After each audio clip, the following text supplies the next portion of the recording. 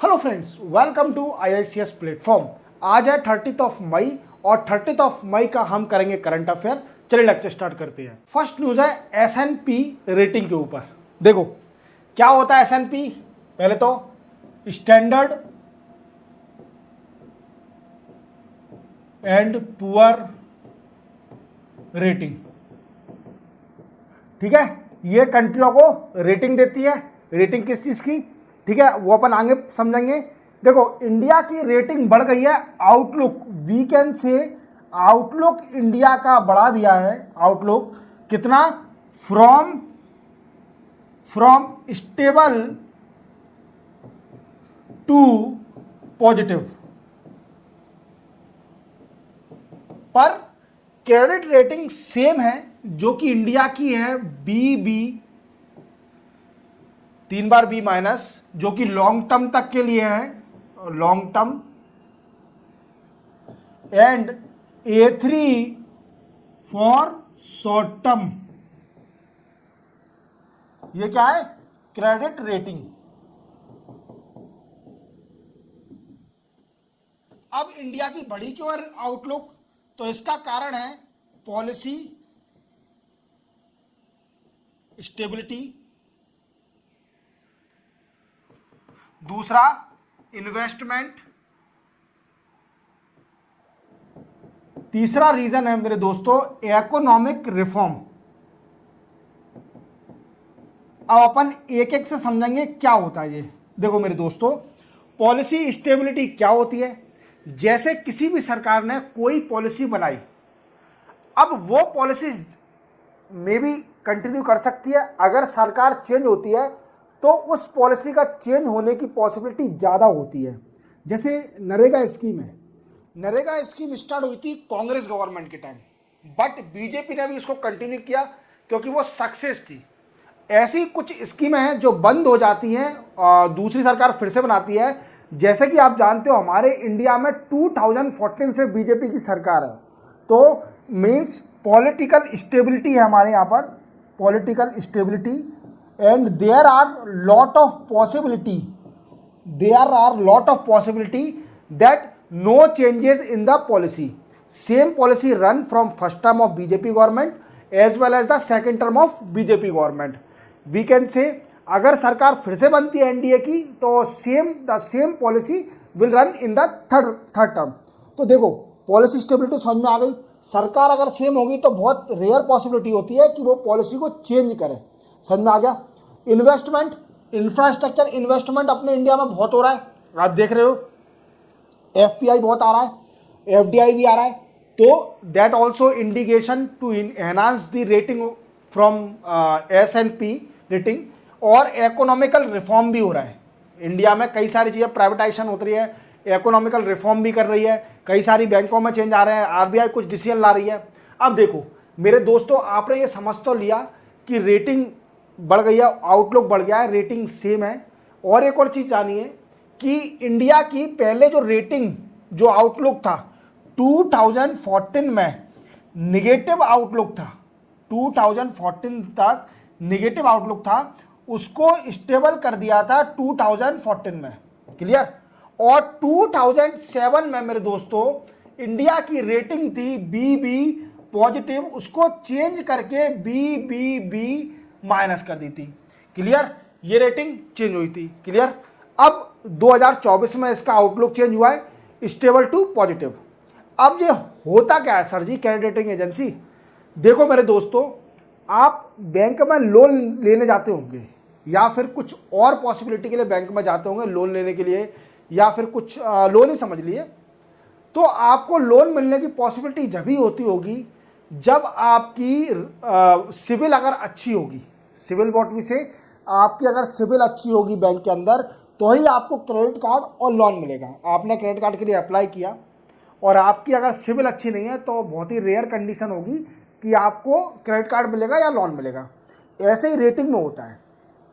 क्या होता है कि जो देश होते हैं वो किसी भी इंटरनेशनल बैंक से पैसा लेने जाते हैं तो उनकी रेटिंग देखी जाती है कि उनकी रेटिंग क्या है इस देश की। अगर रेटिंग अच्छी होगी, पॉजिटिव होगी, स्टेबल होगी, आउटलुक अच्छा होगा, तो उसको इजीली लोन मिल जाता है।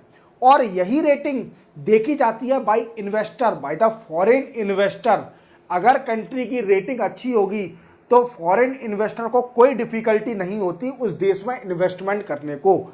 अगर उस देश की रेटिंग गलत होगी, अच्छी नहीं होगी, लो होगी, या आउटलुक गलत होगा, उसका नेगेटिव होगा, तो उस देश में इन्वेस्टमेंट करने से कतराएगा कौन? Foreign investor. तो आप समझ गए होंगे, ये एक तरीके से we can say the rating is indirectly proportional to the civil of the domicile person in the bank. Bank के अंदर जो हमारा सिविल होता है वही रेटिंग दिखाता है देश की व्हाट वी से दरसा औकात, हिंदी में बोलते हैं, मतलब वैल्यू, स्टेचर दिखाता है रेटिंग कि इस कंट्री का स्टेचर क्या है। क्लियर, समझ में आ गया? चलते अपन नेक्स्ट न्यूज पर। नेक्स्ट न्यूज है हमारी एशियन डेवलपमेंट बैंक। देखो मैं आपको हर लेक्चर बताता हूँ, एडीबी बैंक जो कि 1966 में बनी थी और इसका हेड ऑफिस है मनीला फिलीपींस।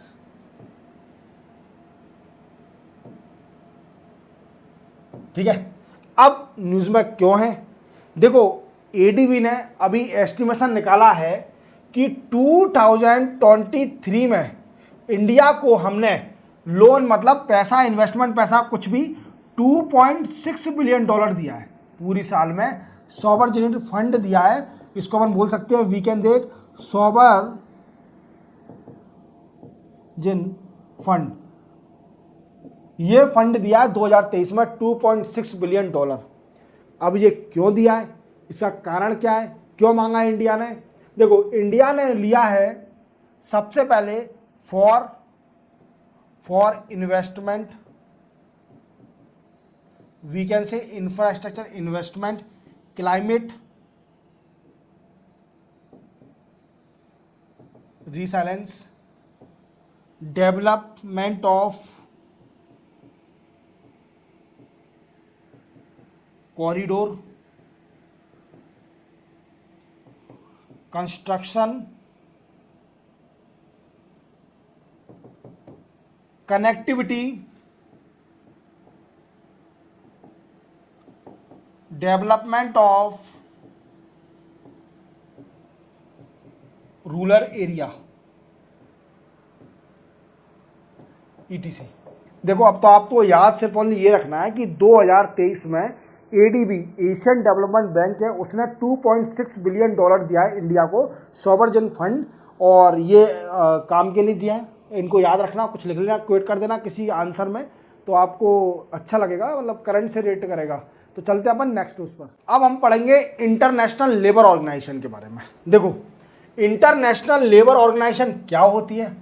देखो सबसे पहले अपन जानते हैं इंटरनेशनल लेबर ऑर्गेनाइजेशन का सेटअप हुआ था अक्टूबर 1919 में। ठीक है, अब मेरे दोस्तों इसका सेटअप हुआ, अब ये एक स्पेशलाइज्ड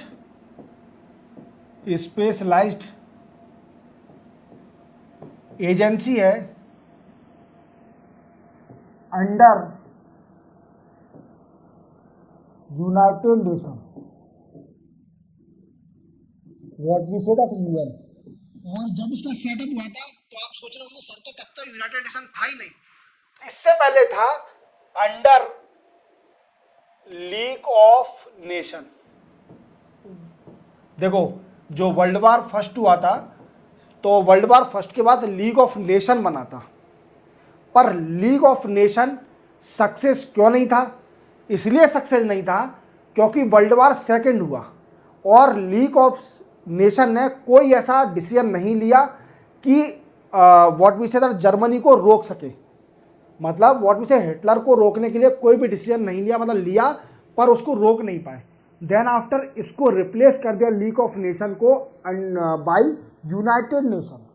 यूनाइटेड नेशन ने रिप्लेस कर दिया आफ्टर वर्ल्ड वार सेकेंड, और इंटरनेशनल लेबर ऑर्गेनाइजेशन जो बनी थी अंडर लीग ऑफ नेशन उसने कंटिन्यू किया। We can say that's International Labour Organisation is the oldest agency of UN, we can say. अब इन्होंने किया क्या है? देखो इन्होंने कुछ डेटा दिया है। इन्होंने बोला है कि 2023 में अनएम्प्लॉयमेंट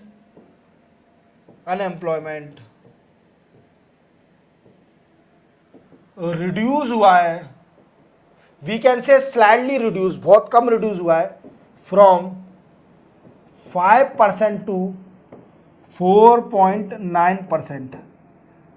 सर ऐसी न्यूज़ क्यों बता रहे हो जिसमें बहुत मार्जिन डिफरेंस है, 0.1% का ही जो मार्जिन डिफरेंस है।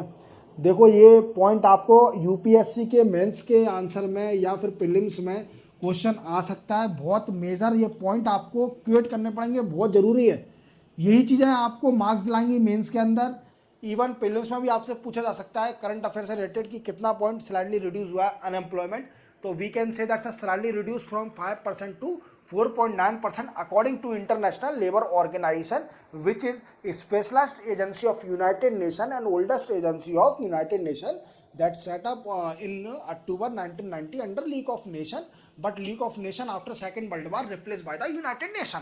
So आप क्लियरली ऐसा बोल सकते हैं, आप क्वेट कर सकते हैं, तो आपको अच्छे मार्क्स मिल जाएंगे, इसलिए मैं आपको बताता हूं। चलते अपन नेक्स्ट न्यूज पर। डीआरडीओ ने अभी एक मिसाइल को टेस्ट किया है। वो कौन सी मिसाइल है? तो ये मिसाइल है दोस्तों, ये पहले तो इसको जान लो, सुकोई 30 MK1 ये है सुकोई से। और जो मिसाइल है वो एयर टू सरफेस है, और मिसाइल का नाम है मेरे दोस्त रुद्र M2 और एयर टू सरफेस मिसाइल है, मींस हवा से छोड़ी जाएगी ये मिसाइल, फायर करा जाएगा टू सरफेस एरिया। और ये मिसाइल दूसरी है, second version of Rudra M1, और ये सुपरसोनिक और हाइपरसोनिक मिसाइल है। Supersonic and hypersonic missile, supersonic और हाइपरसोनिक मिसाइल क्या होती है? The missile that speed more than sound speed, जिसकी साउंड से स्पीड से ज्यादा होती है, दैट इज कॉल्ड हाइपरसोनिक और सुपरसोनिक। साउंड की स्पीड को अपन मेजर करते हैं मैक से, किससे? मैक, और इसी की भी स्पीड को अपन मैक के थ्रू मेजर करते हैं, तो याद रखना। और इसका काम क्या है? तो देखो दोस्तों, इसका काम है एंटी रडार मिसाइल को डिस्ट्रॉय करना, और रडार स्टेशन इन ग्राउंड। देखो एनिमी का रडार स्टेशन होगा, उसको डिस्ट्रॉय करना, और एनिमी का कोई सा भी स्टेशन, किसी भी स्टेशन होगा इन ग्राउंड, उसको भी ये डिस्ट्रॉय कर देगा। क्लियर? तो आपको 2-4 बातें याद रखनी है कि डीआरडीओ ने अभी टेस्ट फायर किया किसका? रुद्र M2 का। ये सुपरसोनिक और हाइपरसोनिक मिसाइल है जिनकी स्पीड मेजर कर जाता है मैक में। मैक क्या होता है? जो मैक 1 मतलब what I say that's it is equivalent to speed of the sound. And second thing, ये क्या करेगा? ये एंटी रडार मिसाइल या स्टेशन को डिस्ट्रॉय करेगा जो जमीन पर होंगे एनिमी के, या फिर उनके स्टेशन को डिस्ट्रॉय कर देगा। क्लियर? इतना क्लियर हो गया आपको? आपको करंट में आता है तो आप बता दोगे कि रुद्र एक एंटी रडार मिसाइल है, और ये एयर टू सरफेस लॉन्च कराती है। अभी इंडिया ने लॉन्च करा इसको सुकोई 30 MK1 से, तो मीन्स एयर से, हवा से फेंका इसको सरफेस में, और टेस्ट वाला सक्सेसफुल रही है। ऑफ कोस्ट ऑफ उड़ीसा से इसको लॉन्च किया था, उड़ीसा के कोस्ट से, और डिस्ट्रॉय करा था रडार को, तो वो टेस्ट फायर हो गया था। चलते अपन नेक्स्ट न्यूज पर। नेक्स्ट न्यूज हमारी टेलीमानस। देखो मैं आपको कई बार बता चुका हूँ इसके बारे में, मैंने आपको 2-3 बार बता दिया है टेलीमानस के बारे में। ये क्या है दोस्तों? एक टेलीफोनिक ऐप है, app we can say the helpline, telephonic helpline, जो कि गवर्नमेंट ने अक्टूबर 2022 को लॉन्च करी थी। देखो ये टेलीफोनिक हेल्पलाइन, और टोल फ्री नंबर है 14416, इस नंबर पर कॉल लगा सकते हो, या फिर 180089144416, इन नंबर पर कॉल लगा सकते हैं। टोल फ्री आप डिस्कस कर सकते हैं किससे, वो अपन आगे समझेंगे। देखो ये स्कीम गवर्नमेंट ने लॉन्च करी अक्टूबर 2022 तक, और अभी तक इस स्कीम, इस हेल्पलाइन में 10 लाख कॉल आ चुके हैं। कितने आ चुके हैं मेरे दोस्तों? 10 लाख कॉल अभी तक आ चुके हैं इसमें। अब ये होती क्या है सर, ये तो बताओ। ये क्या है? मेंटल मेंटल हेल्थ के लिए एक टेलीफोनिक हेल्पलाइन दी है कि you can easily conversation with the mental health professional. We can say doctor से आप कंसल्ट कर सकते हैं रिगार्डिंग मेंटल हेल्थ। तो अभी तक इस पर 10 लाख कॉल आ चुके हैं, 10 लाख लोग बाग इस पर डिस्कस कर चुके हैं प्रोफेशनल लोगों से regarding mental health, regarding your problem, regarding your depression और अदर थिंग। तो we can say it is a counselling of mental people, counselling of mental people. Counselling कर सकते हैं, अगर कोई पागल है या उसके फैमिली डिस्कस कर सकती है, सजेशन ले सकती है डॉक्टर से कैसे क्या मैनेज करना है, क्या करना है। तो इसके लिए आपको पूरी इन्फॉर्मेशन मिल जाएगी। टेलीफोनिक नंबर याद रखिए आप 14416 या फिर 1800-891-4416। तो न्यूज़ यही थी कि 10 लाख तक कॉल अभी आ चुके हैं इस टेलीफोनिक हेल्पलाइन पे और सक्सेसफुल है ये अभी स्कीम। हेल्पलाइन सक्सेसफुल है टेली मानस नाम से, और हेल्पलाइन नंबर आपको याद हो गया होगा, याद कर लीजिए। और ठीक है, इसी के साथ 30 मई का करंट अफेयर यहीं कंप्लीट होता है। मिलते हैं हम कल नए करंट अफेयर के साथ। जय हिंद।